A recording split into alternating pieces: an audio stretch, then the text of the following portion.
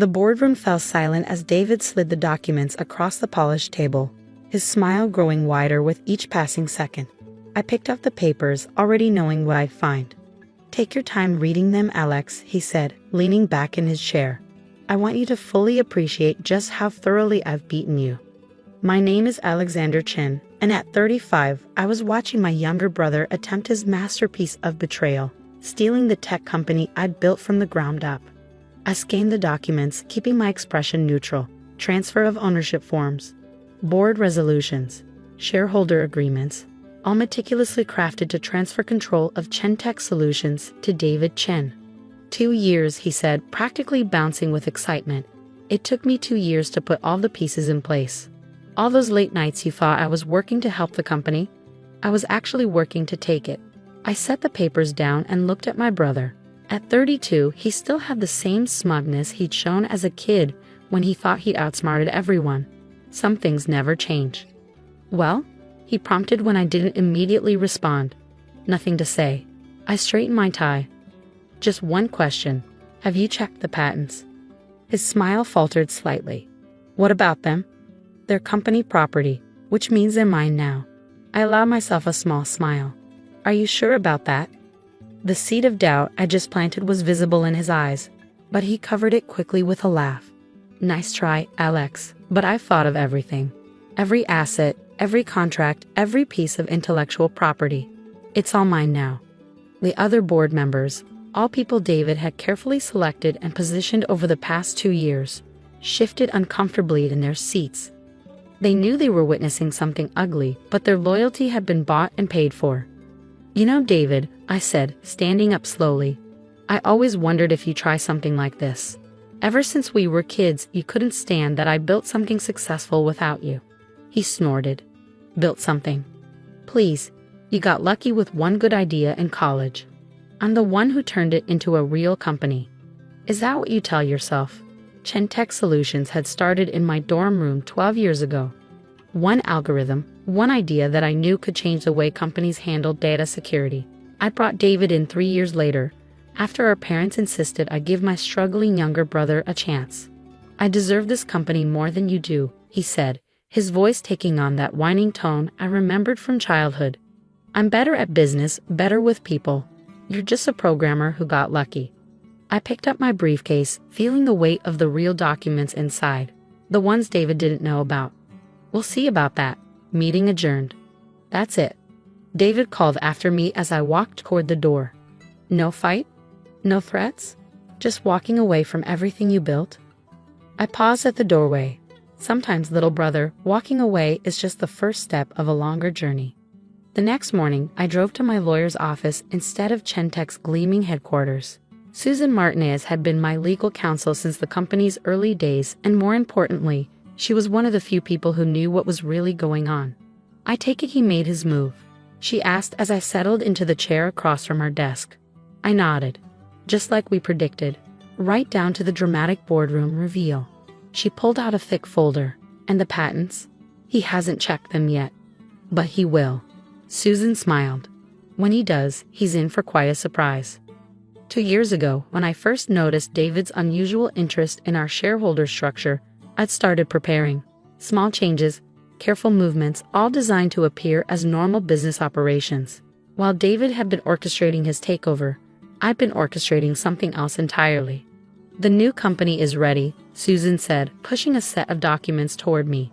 "Quantum Core Technologies is officially incorporated, with all the key patents already transferred and registered." I picked up the papers, remembering the night I first suspected David's betrayal. It had been during a family dinner, of all places. Flashback, 2 years ago. "You're working too hard, Alex," our mother said, passing the dumplings across the table. "You should let David handle more of the business side." I watched my brother's expression carefully. There was something in his eyes, a gleam I recognized from our childhood when he was plotting something. "Actually," David said, helping himself to the dumplings, "I've been thinking about taking on more responsibility. You know, lightening the load for my overworked big brother." Our father beamed.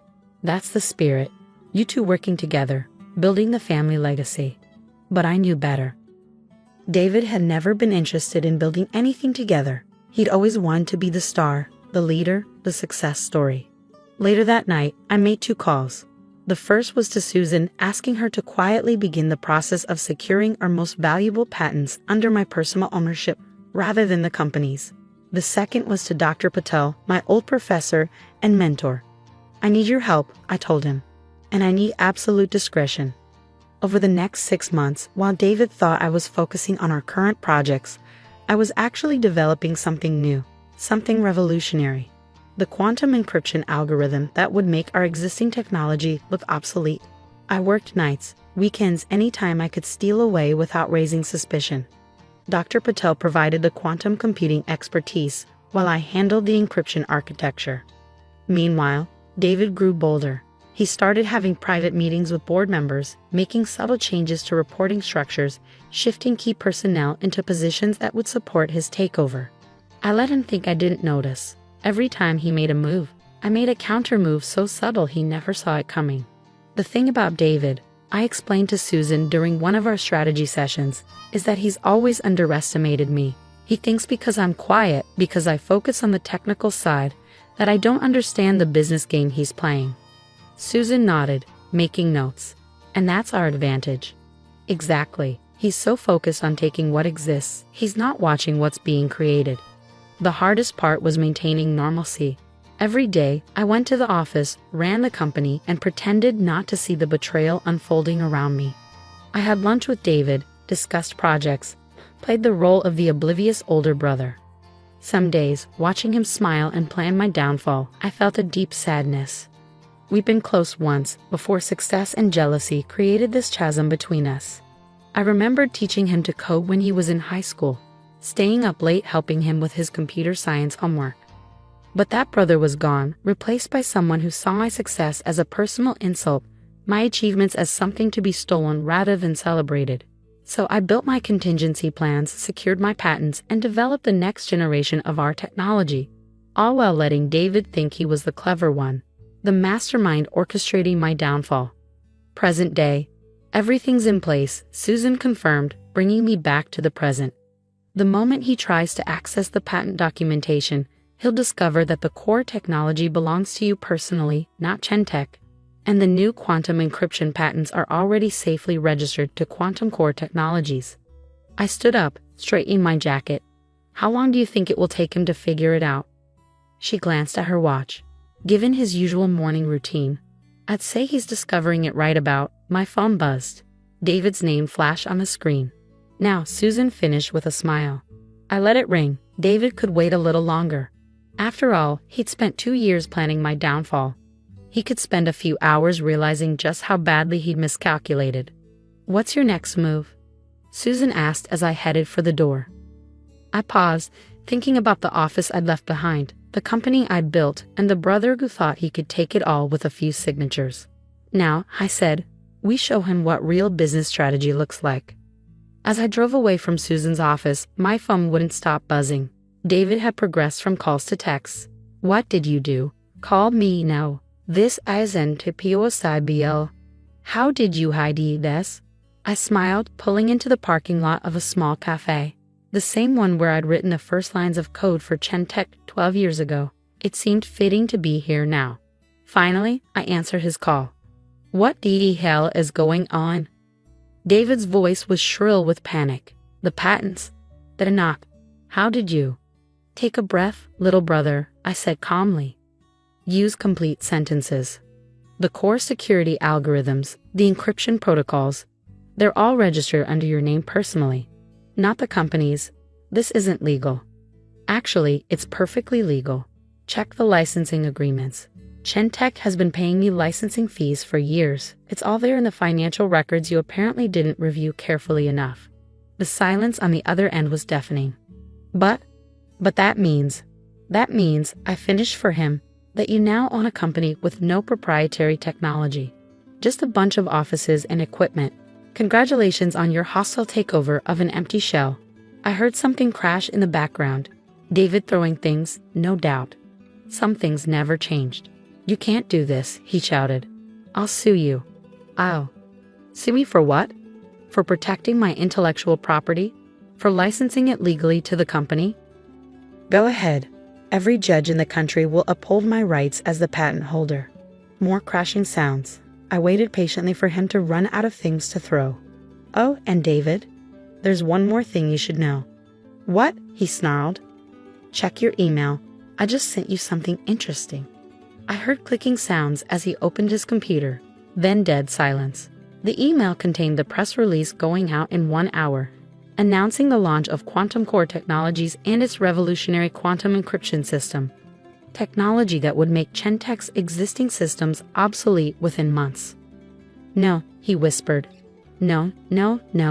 Yes, I said quietly. While you were plotting to take over Chentech, I was building its replacement. Every major client we have has already seen demonstrations. They're just waiting for the official launch to sign new contracts. You played me, he said, his voice hollow. This whole time. I learned from the best, little brother. You taught me that family can't be trusted, so I planned accordingly. I could almost see him slumping in what used to be my office chair, the weight of his miscalculation crushing him. What do you want? He asked finally. To buy back Chentech? Name your price. I laughed softly. Buy back an obsolete company? Why would I want that? No, David. You wanted Chentech so badly, it's yours. Enjoy watching it become worthless as every client switches to quantum encryption. You're destroying everything. No, you did that when you decided to betray your own brother. I'm just ensuring my survival. Something you taught me the importance of. I ended the call and sat back, sipping my coffee. Within an hour, the press release would go out. By the end of the day, Chentech's stock would be in freefall as investors realized the company no longer owned its core technology.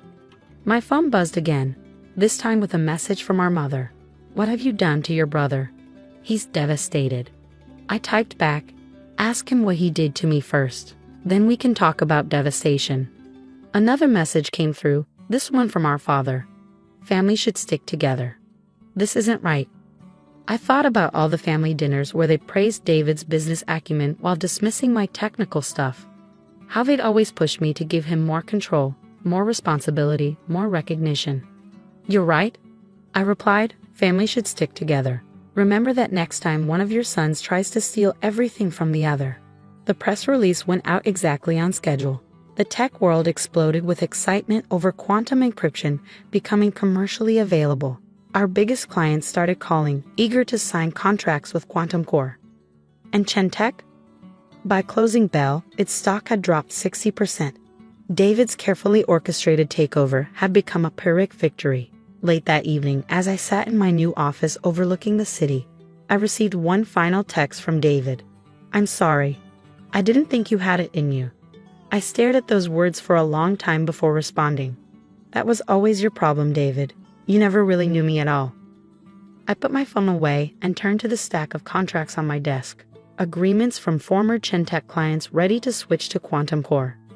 The quantum encryption patents would make me wealthier than Chentech ever had. But more importantly, I'd learned something valuable. Sometimes the best defense isn't fighting back. It's letting your opponent think they've won, while you build something better. David got what he wanted, my old company. I got what I needed, freedom to build something new, without having to watch my back for family betrayal. Sometimes losing everything is just the beginning of building something better.